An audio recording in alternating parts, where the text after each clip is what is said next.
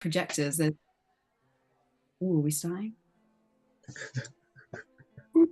All right, we have Michael Stenbæk Litven in about 4 minutes. So sit tight. I'll go through and round up the troops, and Mike will be talking on tonal architecture in 4 minutes.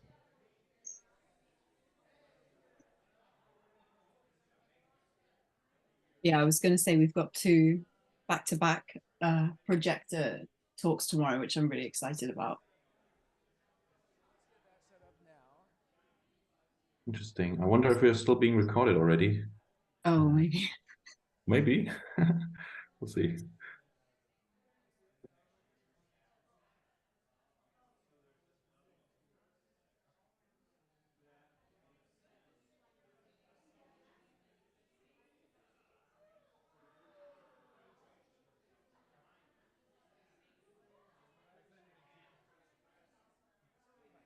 And then for height of microphone, the only thing is you got to kind of talk into the microphone.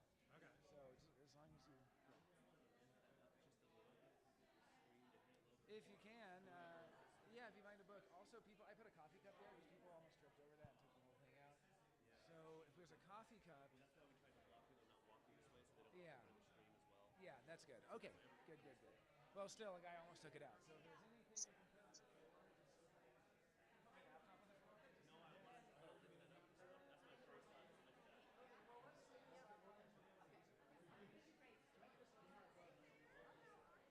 What about this?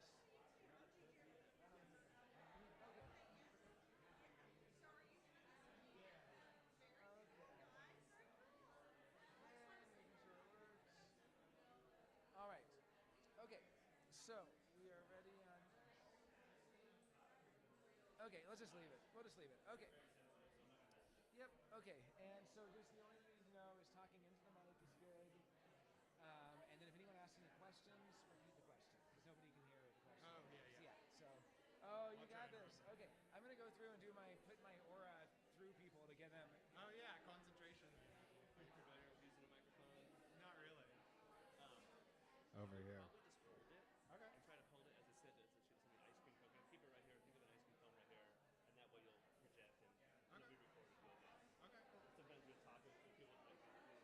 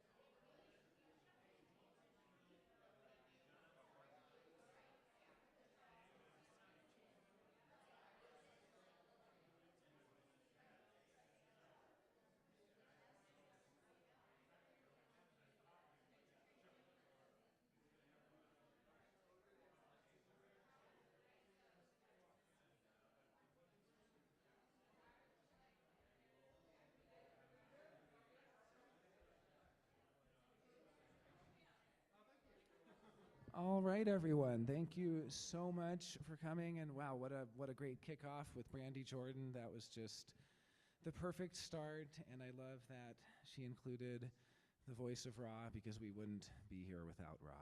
And so that was really wonderful and a great start for everything.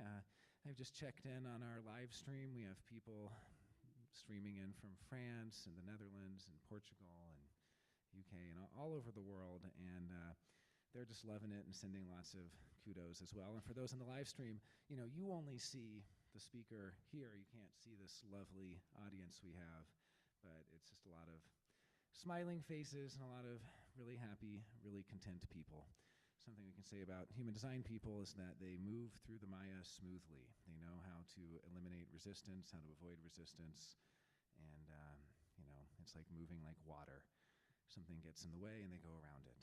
So it's been really nice, and especially on a big event like this where a lot of things can go wrong and moving parts, and it's been really nice just watching people navigate through as well. Not that there aren't challenges at HDHD. I mean, the undefined sacrals, do you know how many RSVPs you've signed up for? I will say it's about a 2-to-1 over the defined sacrals. Okay, so the defined sacrals they're like 2 things a day. The undefined are like eight things. We're going to all 8. I'm going to go from 8 a.m. until midnight. And I will prove it to you as well if I have an undefined ego. But in any case, so this next speaker is my close friend, one of my best friends, and someone I've known for over a decade now, and is very close to my heart, and someone who I continue to learn from in human design and elsewhere in life. And I'm always curious to find out what he's been thinking about. You know, I have an undefined head in Ajna, so you know, a part of my role is to see who's really inspiring out there and who really knows things. And this is a man who is both inspiring and knows things. So without further ado, Michael Stenbæk, Litven, Tonal Architecture. Thank you, Mike.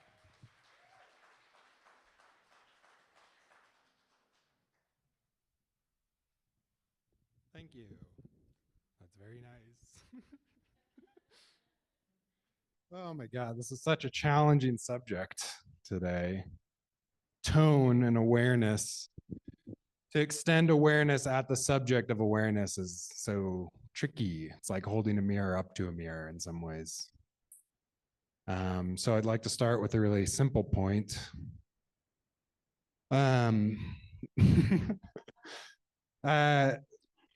So I've got this defined ajna and this defined head, and so I'm thinking about a lot of stuff often. I'm thinking about a lot of big picture questions, and you know, I don't seek out these like meaning of life type questions. I just sort of like notice things that are, and I'm like, why are they that way?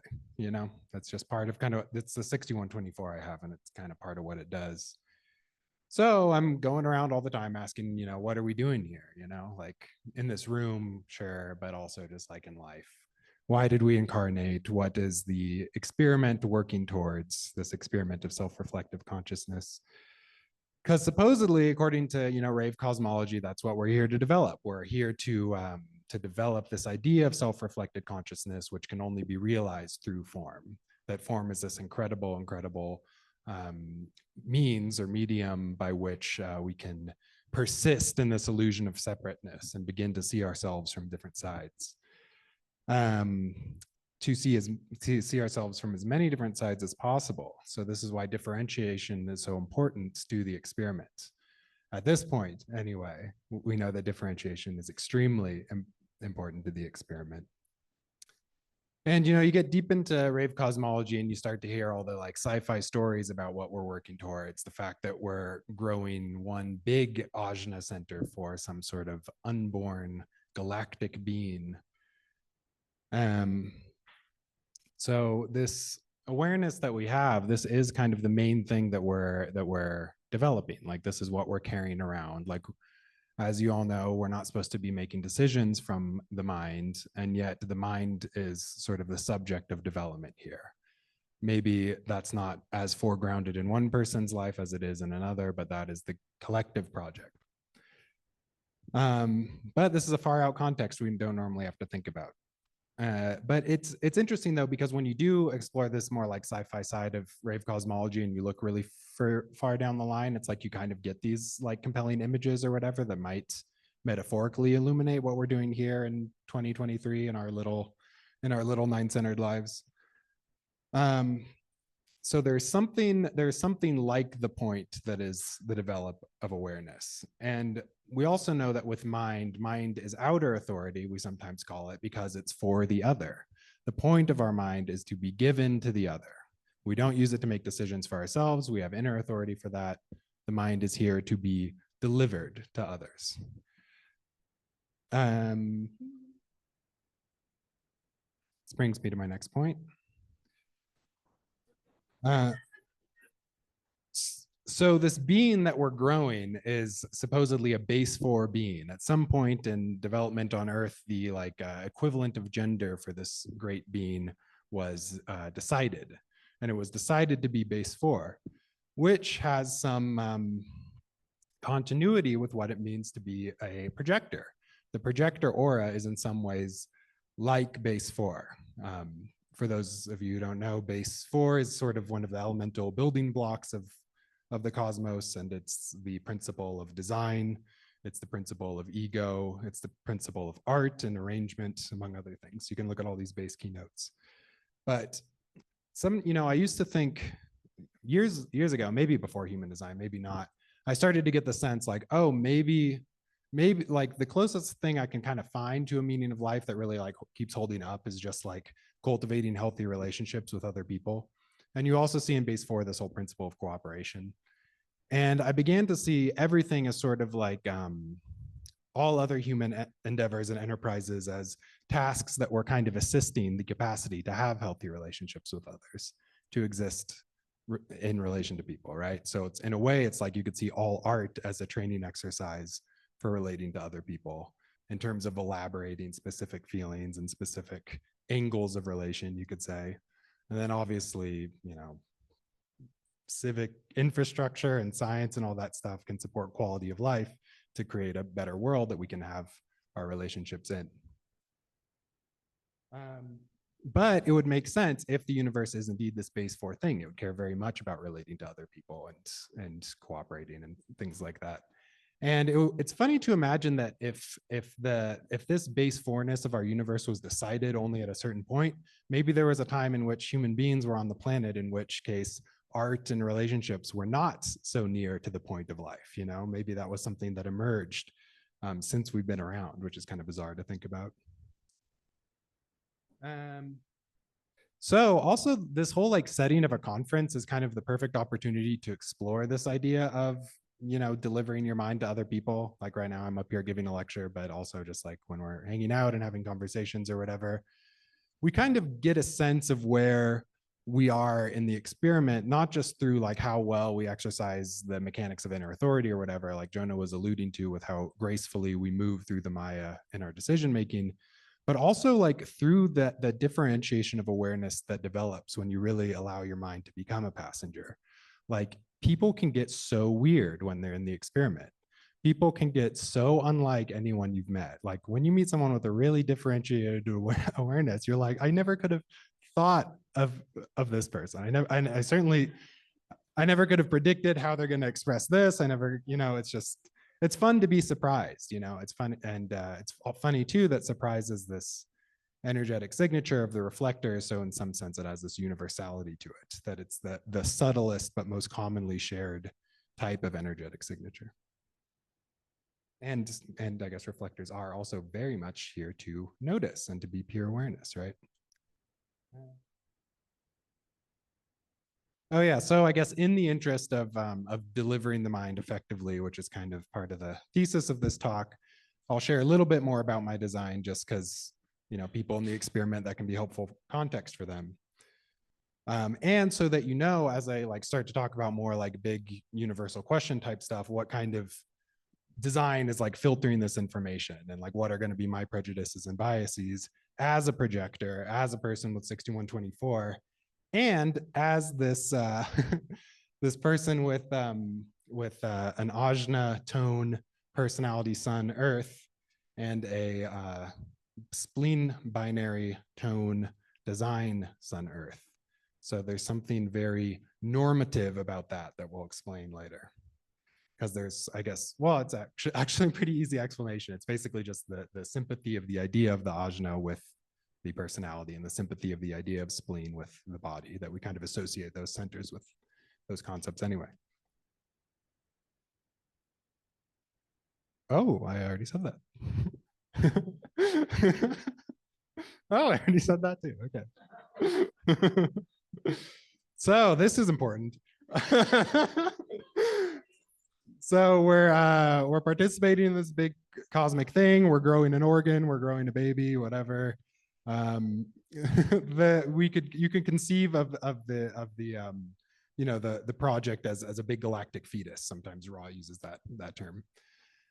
But in any case, again, we don't have to ask this question. We're probably not all wired to. I'm going around doing it for some reason. So the second bullet on this bullet list of 2 items is very important, which is just enjoying our lives. And this is kind of the only confirmation that you're going to get that you can really rely on, is the fact of your energetic signature and how much you are enjoying your life and letting your mind have its proper role as a witness.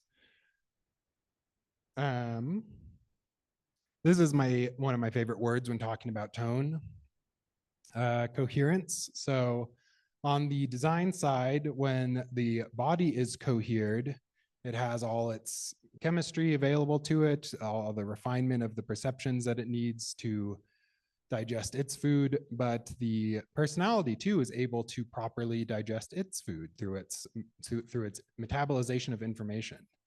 In a few lectures, Ra explicitly refers to like the neutrino information stream as food, you know, and so it's kind of like, I'm almost beginning to think of tone as sort of like these pipes that everything runs through. And it's like, if you clean these pipes and make them cohered and make them functional, then the quality of your form will be, basically it's like, it'll be design wise, everything's going to be functioning in your body, right? And then personality wise, it's like the such an ironic such an ironic word to have up right now, but the functioning of your mind will also be solid. So the body exists as this vehicle that is then able to deliver the differentiated awareness, but the product that it's delivering, the coherence of that product, comes from getting the personality tone need met. Meanwhile, the thing that's offering that needs its design tone needs met.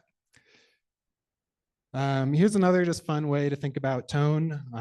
I don't take it with a grain of salt. I just kind of put this together, but it's kind of helpful mostly to emphasize how important tone is. Like, so if we're a building, and we could be looking at this in terms of our design and our vehicle or whatever, but also just like our psychic structure, it's sort of like the base that comes in is like what the thing is made out of.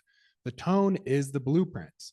You know, the tone is the interior part of the crystal. This is really where it is. This is really the structure. This is really the shape of who you are, whether that's on the design side or the personality side. And yeah, the color is like the activity in the building, what, you know, once it's made, what goes on there, how is it used, and then profile, obviously the costume we wear and how that space would be decorated in its use. Key points again. So for those who don't know, it's like neutrinos come in, they pass through the crystal, and when they enter the crystal, that creates the base frequency, and that gives you your base value. When they're in the crystal, that's where the tone is made. So it resounds, you know, maybe that's why he calls it tone. It moves around in there, at least in this illustration, and it gives this, it's the first place where we really get a shape to our design. And if you look at tone, you know, it's always drawn as a triangle or whatever, and it looks in a way like a very primitive version of the body graph. And then the neutrino exits through color. So yeah, the only place where the neutrino is really in the crystal is with tone. Oh yeah, and so it also tells us that awareness has a lot to do with interiority, right? Even though the point of the mind is to be externalized and successfully delivered or whatever, it's kind of what the mind is purely this inner life, you know? It's purely this world of perceptions and how we order our perceptions and our models of the world and all these things.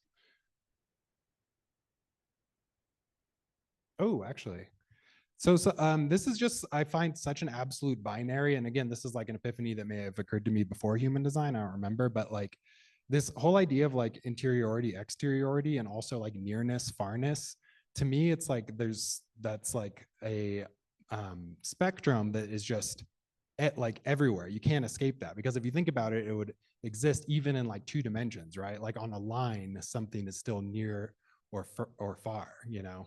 Like as simple representations of reality as you could possibly get, you still have this binary of nearness, farness. And in a way, it's like nearness, farness is also it's also intensity. Like if you think about it, if something is really far away, it can't be that intense, or it would have to be extremely intense for it to feel at all intense. But if something is very near, then it doesn't have to be much in order for it to feel intense. And there's an interesting flip, though, when you take nearness and farness and then add in this idea of there being an interior and exterior. And I think later in this we'll kind of explore that that's sort of what the ajna suggests when it flips the variable. Or we can talk about it right now. It looks like I've got some words here. So yeah, so the ajna is kind of this threshold. You know, this is the place in tonal structure. This is the binary that has a left and a right variable. The spleen is fully left and the solar plexus is fully right, but the ajna has one of each. And the mind is, through the fact that it exists mostly as this interiority, but is also something that needs to be delivered, like the mental process is this thing that keeps moving. I'm conceptualizing it as like from one side of the mirror to another, right? This idea of flipping and this idea of there being a threshold that is passed in which things are somehow turned around. The idea of the mind as a mirror is an idea, you know, as old as mirrors.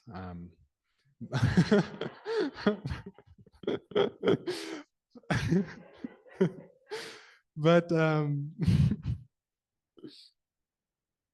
and so I'm also not saying that like that one side of the ajna would be more interior or less interior. There's something of a case to be made, you know, that when we're looking at the spleen, we're looking at things that are a little more exterior just because of the relationship to materiality or whatever. Another thing Ross said is that smell in particular is the only sense that is totally novel and unique to consciousness and form, that smell is kind of the proof of being in form. And solar plex is obviously more of a riddle because it's not even developed evolutionarily to its own independent idiom of awareness. You know, right now all solar plexus information is still filtered through somatic experiences and through ajna mental conceptions. But we can suppose that that some of the questions and themes that the solar plexus raises, stuff like spirit or whatever, there is a sort of interiority there, because you know, the spirit is always aroused from within. You never really find it out there. So this is an important thing to know, is how we build the Maya. We build it by putting our minds into it. So again, we're constantly, you know, having this interior mind that is then somehow put into the world. And you don't have to have a defined ajna, you don't have to have a defined throat, you don't have to, you know, everyone is externalizing, everyone is making the world more real by putting their attention to it, regardless of their design. And probably most of us are familiar that things are finalized in the Maya when they're actually named, which is very much an ajna process. Like that is what ajna tone is about, is the bestowal of something. Later, when we get to the Rhodes keynotes on these tonal binaries, we'll see that the mind is respect, you know, so the mind has this idea of, you know, giving a name, giving a privilege, giving an honor or an honorific to something,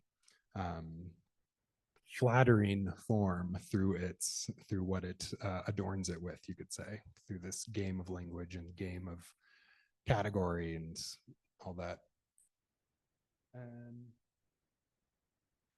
So our minds are pouring forth no matter what. Like we're participating in the world, we're observing stuff, we're modeling the world, regardless of how intentional that is, all the time, right? We are exposed to new ideas, we're exposed to people, we're exposed to places, and they start to exist more for us, and we start to develop models of them. You know, like if you sit in the park long enough and aren't really doing anything, and there's a stick next to you, your association to that stick develops, regardless of whether you ever touch it or name it or anything.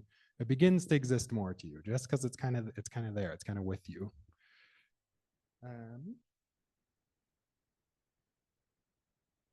I guess this is an important point. Just this idea of, you know, the age-old association of consciousness to light, and light bounces, of course, and we see because light is bouncing off of things and coming to us. And so to put the light of your awareness on something, to put the light of your mind on something, it not only shows you something about it, but it shows you who you are, because you're shining light on it from where you are. Like, obviously, literally, whatever you're coming to that subject with, you're coming from that place with your conceptions, and you are seeing yourself and how that object shows up for you. So your concept about anything in the world, no matter how trivial or how important, tells you something about yourself. Oh. Yeah, so concepts, you know, concepts and models and all this stuff that we apply to reality are they're kind of always projections, you know, and projections are always kind of like arrows. And again, projector talking here, but we are like you know, there's an extension of the mind into the world, and this is directed or targeted in some way. It's funny. Oh yeah, just the word cast to me is so interesting, because so, you know, cast, you know, can mean like throw, but it can also mean to like cast a relief, you know, to, if you're like putting something in bronze or whatever, to sort of create a model of it or whatever. But then it's also like, you know, connecting actors to characters, right? You assign a certain role to a certain person or whatever. That person becomes host of that role or that concept or whatever. So this whole association of projectors like arrows is another thing that's existed for a really long time. It's everywhere in like depth psychology, archetypal psychology. It's an important point that goes kind of under talked about, that I got from Marie Louise von Franz. She actually wrote a book called Projection and Recollection. Is this part of arrows that you don't see as much, you know? This is the resolution of the image I found for it from a cursory Google search, you know, but this is part of what it means to shoot arrows, you know, as you go and you pick them up again, and then you have them to work with again.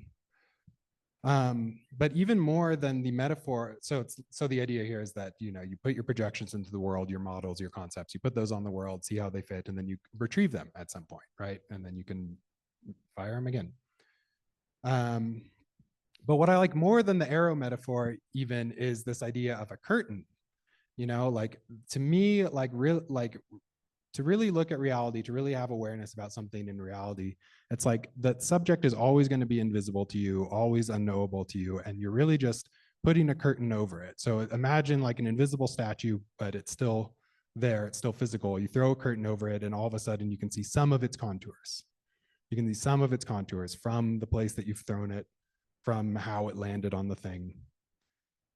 So it is revealed to you when you put your models of the world onto the subjects to which you're applying them, right? Things are revealed to you.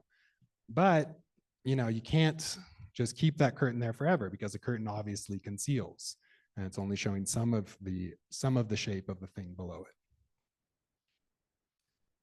it. So our task with our awareness and development of our consciousness is to see things from as many sides as possible. I think of the classic, whatever it is, Vedic motif of Indra's net, all the many little dewdrops or glass beads on a giant infinite net. And, you know, if they're polished enough, there could be however many trillions of them. You can see any given one of these little beads, one of these little water droplets from any of the others. Do I have an image for that? That would be nice, but no. How would you represent that, really? So the thing about, obviously, so if that was like a literal object, the thing about it is all those positions would be differentiated, right? And there would be sympathies between them, and there would be certain droplets that more easily reflect other droplets, right? But that, you know, with enough polish, enough clarity, it's like conceivably they could reflect everything. And so, but, you know, perhaps they don't reflect everything evenly because of their proximity to each other. So it's like we all have proclivities for reflecting certain things about reality, or existing in relation to certain things about the reality with greater definition. And to me, this also relates to this whole, like, we're here to operate with ease on this plane thing. Like, there is obviously more specific projects that any one of our designs is working to in life, you know? And so the things that you're naturally curious about and that you naturally want to apply your awareness towards are probably the other little drops on that net that you are actually here to exist in meaningful relationship with. Yeah, and so whether you're polishing a mirror or polishing one of these droplets, like, this idea of polishing is kind of interesting. If it is a literal mirror, then it's like,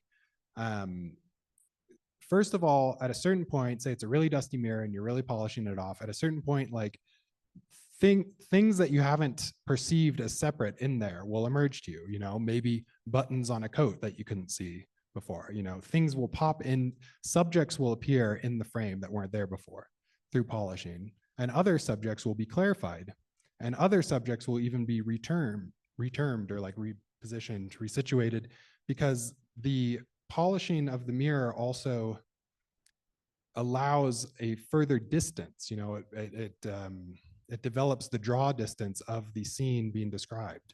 So your world has a further horizon also the more your awareness is polished. There's more in the world that you're conceiving of. You are reflecting little dewdrops or whatever that are further away. And so not only do those come into frame, so to speak, as new subjects and new things for you to consider, but they rephrase subjects that you're already aware of.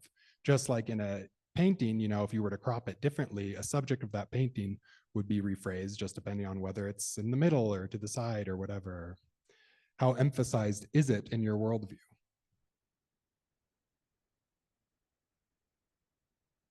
So this is kind of a useful term for this part of the discussion.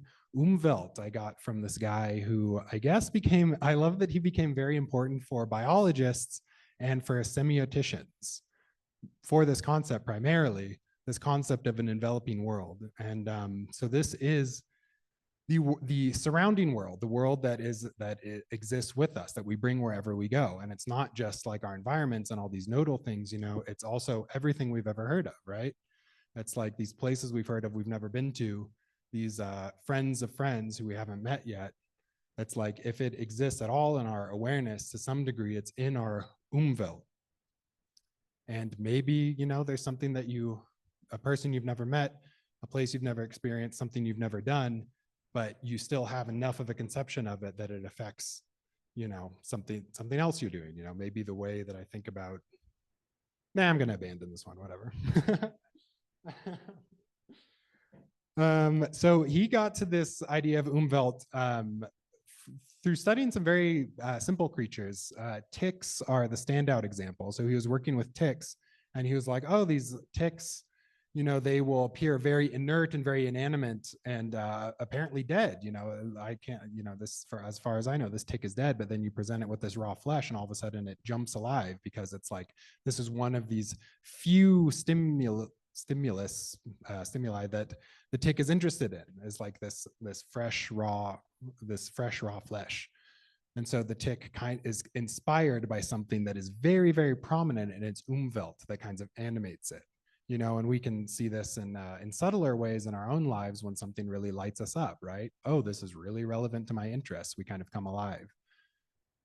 Oh, I also thought it was funny that at Burning Man, they had the desert shrimp, which is like such a convenient illustration of that same idea, that there's these, and they have this in Utah too and other places, these like tiny little shrimp that live in the desert, and they can be dormant for many, many years. And then the rain, next thing you know, they're alive again.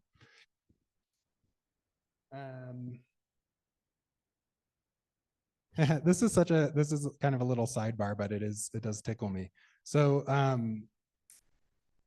so we kind of have ajna umvelts and splenic umvelts. You know, there are things that are kind of hardwired into us through the spleen that sort of exist through us in really intense ways without us having to learn much about them. Like, you know, like a sharp thing or a really hot thing or whatever, all these like danger stuff. And I was just thinking about like money. And money is kind of interesting because it's so closely related to the spleen and to like survival and material or whatever. And but it's this totally ajna thing. It's this totally symbolic thing that we've kind of all agreed upon works and are continually confirming through our activity, through our use of money in life. And yet it radiates in the same way that, you know, like a knife sitting on a table or reveal that someone's hip would like activate your spleen. In a way, it's like you have got like a $20 bill sitting on a table. There's some like mana, there's some aura that's coming from it that's not like purely symbolic. You know, it's almost like it's so symbolic that it's reached from the ajna umvelt into this more splenic umvelt. So our worlds are much more complicated than the ticks or the desert shrimps or whatever, because we're all kinds of people are throwing their models of the world around all over the place, and we've created this whole enormous cultural ecosystem of the mental Maya. Everybody's concepts about all kinds of things. And again, yeah, so the curtains, you know, you put a model of the world onto it and it can reveal certain things, but if you keep it there for a long time unexamined or whatever, then it all it does is obscure. You know, you're no longer gaining anything from the revelation of what it shows you about the shape of the subject. It's just obscuring other details of the subject that might be important. And I see that very much as our task now. And this kind of links back to the whole like this being a base 4 universe and the sort of affinity between base 4-ness and projector things. So this whole idea of like arrangement, it's kind of like we have, it's not like we're not going to develop new models of the world, but so much of our work right now is repositioning models that already exist. Like the fact that human design to me is like such a core revolutionary mutation in our lifetime, such an important cultural movement. That is itself sort of a synthesis of things, I mean, unintentionally, whatever, but still sort of a synthesis of an arrangement of things that have already existed, right? An arrangement of other systems into something that is maybe more useful to us now. So regardless of whether you're a projector or not, I kind of see this as a big task in the current stage of the collective human project to sort of arrange and make use of what's already here, to pick up a lot of those curtains or those arrows like we saw in the illustration, to go back and retrieve things, models from the world and see whether they should be recast.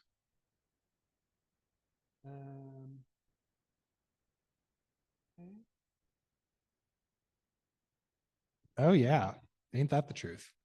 So, you know, you always hear about no choice, and this graphic's been turning up in human design communities more lately, which I love, because you don't see a lot of examples where no choice is given equal weight to this Maya choices thing. But that is how it is. Like, it's not an accident that no choice is like hard for us to remember or whatever, that we're like seduced by Maya choices. We are here through the part of the project of the development of our awareness is to have this convincing association with our choices, with our decisions, to feel like it is me making this decision. That's part of how the awareness is developed. We couldn't develop awareness if we weren't invested in it, if we didn't identify with it. Yeah, so this whole reconciliation of Maya choices, no choice thing is always kind of tricky. Something I hear a lot of is the euphemism of like how we choose to take the corners or whatever, like we're on rails or we're on a path or we're on a road or whatever, and we can just kind of lean one way or the other. Ooh, or I should put it in here, you know, that meme of the two guys on two different sides of the bus and one's happy and one's sad, because, you know, they're looking out different windows and seeing different stuff. Classic awareness shit. Because oh, and this is also something that Jonah says a lot, where it's like there is always sorry if I butcher it, but there's always kind of something that's most interesting at any given time. Like there's kind of a best use of your attention or your energy as a generator in any given moment to moment, and that it is always there. It is always like right beside you. So in some way, you're never really in the wrong place. It's all about how your awareness is configured in order to be receptive to the right thing in whatever place you're at. Oh yeah, this is such a good Jung quote. He said, freedom of will is the ability to do gladly that which I must do. That's the choice, right? It's like that's the freedom, is like tuning yourself, basically. Like the music is playing no matter what, and you can just get in tune with it. Oh, good question. So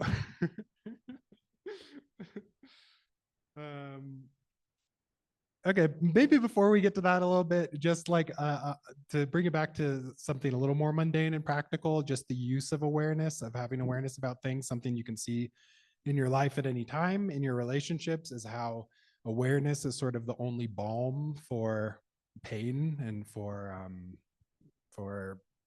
so many things in life. All we really want to know is how we can configure our awareness to exist in a comfortable way to something that has happened or to in our inner life or whatever. So, and when people like get into fights and they say things like, why did you do this, right? Classic. Why did you do? We just want to know, right? Like when you're when you're in alignment, you just like, how did this happen? Like, where are you coming from? Like, what is this? Trickier is when people are like, what are you going to do to fix it? What are you going to do to fix it? How are you going to fix this? Okay, this has happened between us. Now what are you going to do, right? But in a way, like all this is soliciting someone else's help, someone else's perspective, someone else's awareness for what you are struggling to have to have the right awareness towards, right? It's like we can walk ourselves through all kinds of pain, independently, maybe depending on how we're wired or whatever. But there's times where it's like, I need information from other people to like understand this, or I just need a sounding board, right? I need to externalize some parts of my awareness so that I can build something that makes more sense to me and move through it. So this awareness really, it's not just like a gift and like honoring the mystery of life, but it is also this incredible healing tool. I balk at healing in human design because I agree that the idea of healing is kind of seven-centered in a way, but it's an alignment thing. It's an alignment and it's a tuning thing to extend our awareness to each other.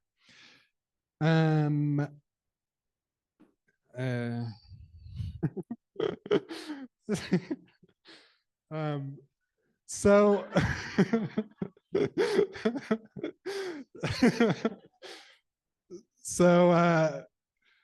so we have our little apertures of awareness, and we are here to operate with ease on this plane. And it's a matter of correctness, and it's a matter of the correct distribution or configuration of our awareness.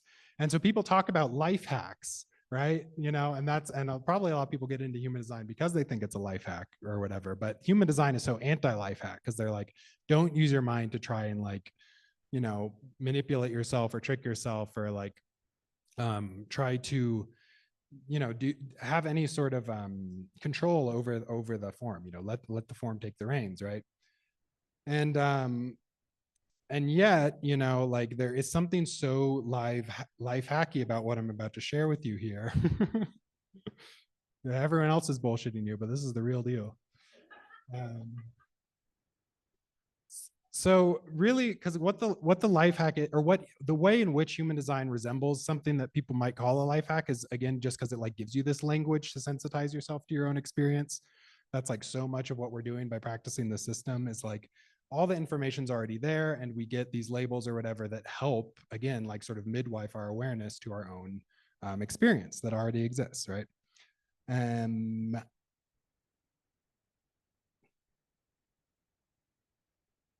Okay.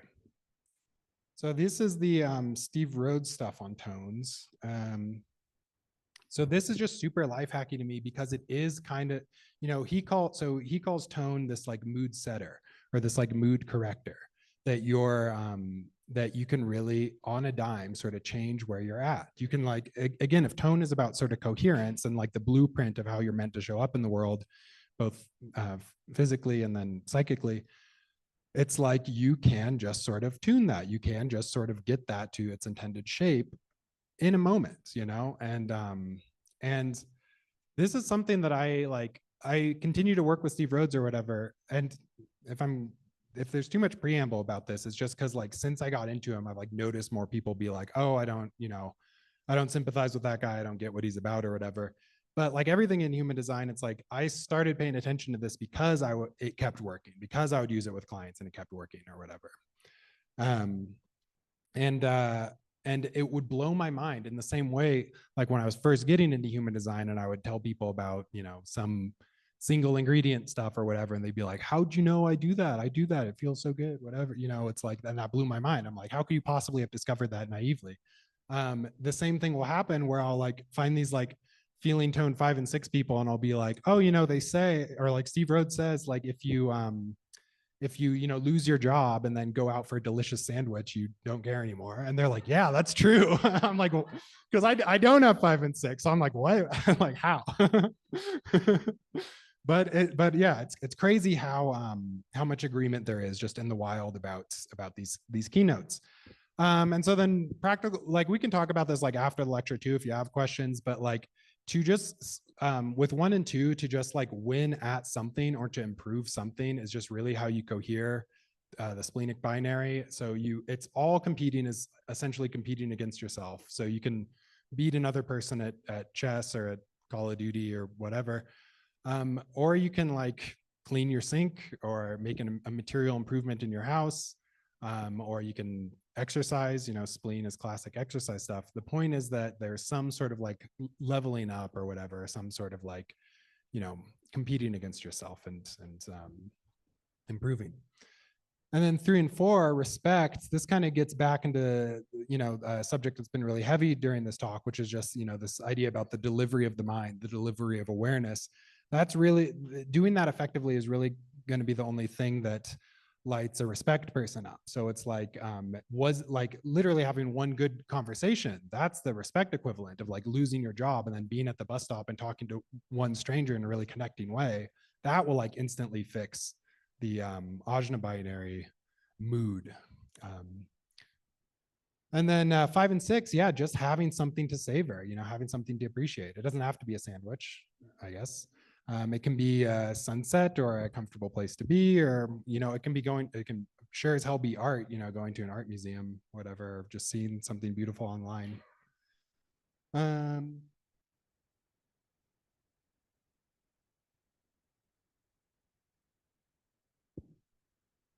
Oh, okay. I think this is the last slide. Yeah, so this idea of like grace in this process. So this is another thing I got from another image I got from depth psychology is just this image of like the divine child. And why is that a symbol for the capital S self? Why is that a symbol of like psychic totality? Why is that a symbol of like psychological individuation? Well, first of all, you know, we can look at kids and we can see how much themselves they are before conditioning is set in, right? So it's easy to look at a child and see them as the self for that reason. See them as the actualized person for that reason. But the spontaneity is also a huge piece of it, and that's another thing that von Franz points out is the totally uncontrived, like playful, inventive gesture of the child. You know, the fact that they can do something so astonishing and so novel, and just like we can do this too at times, you know, and human design certainly allows us to do this more. But when we surprise ourselves by our like creativity in the moment about how we meet by how we have a response to something or whatever, there's something like permanently ungraspable about that kind of genius. You know, the mind can never really get there. All of that creativity we can't possibly contrive. The child can't contrive its imagination, and we cannot decide to channel that same amount of imagination. So what we can do though is we can sort of prepare the ground for it, you know. And again, this is another thing that's kind of the difference between like awareness and like life hacks. Is like with life hacks, it's like you're trying to coax the magic moment, you know, you're trying to somehow solicit the mystery or the revelation or the pure creativity or the thing that breaks through, that the miraculous, right? The miraculous is really kind of what this image of the divine child represents. And and the miraculous is always miraculated. It's always spontaneous. No matter what like tricks you learn about what you think will bait it out, it's like it decides when to show up, you know. It is like a matter of grace. And so when we talk about awareness, kind of what we're doing is just like giving it a place to roost, you know. We're not trying to trick it in, we're not trying to persuade it, we're not trying to like manipulate the appearance of grace in any way. We're like literally just giving it a bed so that if it does show up, it has a place to be, you know. And that's what we do when we cohere our form through our design and from our design tone, since that's really where awareness lies on the design side. and on the psychological side through our personality tone. You know, it's like you tune those things and you have made a place for grace to show up. And that's the end of my lecture.